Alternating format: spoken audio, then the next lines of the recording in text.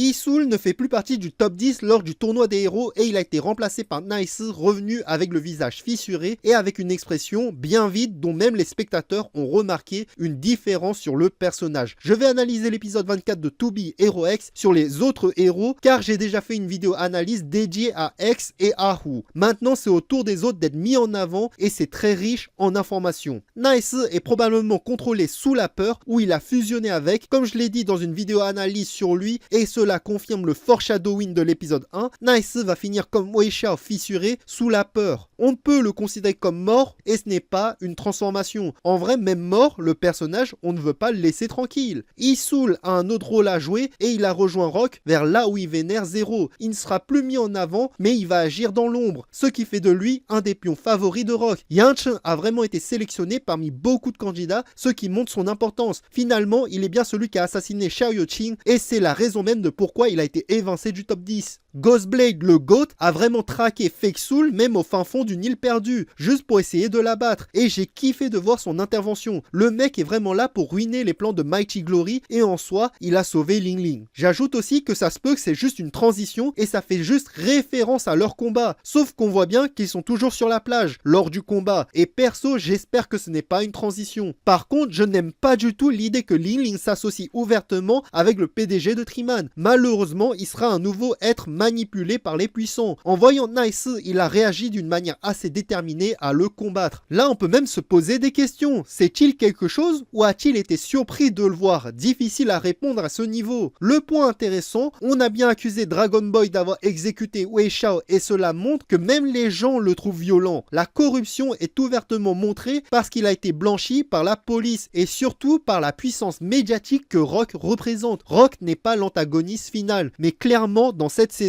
il était pour moi le principal opposant et en réalité, tous les PDG et l'association des héros sont des antagonistes. D'une manière ou d'une autre, ils agissent toujours contre les protagonistes de chaque arc. Le PDG de FOMO était celui qui a presque réussi à mettre X dos au mur. On voit bien qu'il est l'un des principaux alliés de Rock. Malheureusement, on n'a pratiquement rien eu sur Queen, Lucky Xian, Loli et Johnny. Cependant, on confirme de nouveau que le père de Queen est impliqué dans beaucoup d'affaires de DOS. Et il agit vraiment comme un vilain dans l'ombre. Vraiment, son seul point de réconfort, ça se voit que c'est sa fille. La première rencontre de Queen et Lucky Xian était vraiment mignon. Bref, c'est vraiment tout ce que j'ai à dire sur ces personnages. Sur ce, je vous dis à la prochaine.